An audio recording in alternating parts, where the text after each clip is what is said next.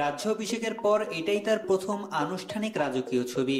গত বছরের মে মাসে লন্ডন ওয়েস্টমিনস্টার অ্যাবিতে এক জাঁকজমকপূর্ণ অভিষেক অনুষ্ঠানের মাধ্যমে রাজমুকুট পরেন রাজা চার্লস।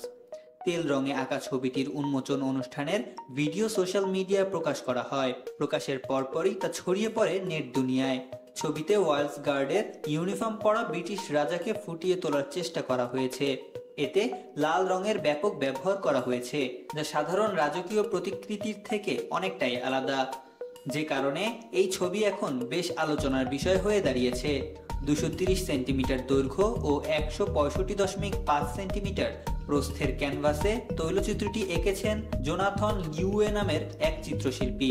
তিনি এর আগে 2014 সালে চার্লসের স্ত্রী ক্যামিলা এবং 2008 সালে তার বাবা প্রিন্স ফিলিপের ছবিও এঁকেছিলেন। ছবিটিতে বর্তমানে ক্যান্সারে চিকিৎসাধীন রাজাকে লাল পটভূমিতে ওয়েলস গার্ডের লাল ইউনিফর্মে দেখানো হয়েছে। প্রতিকৃতিতে আরও দেখা যায় তার কাঁধ বরাবর উঠছে এক লাল প্রজাপতি।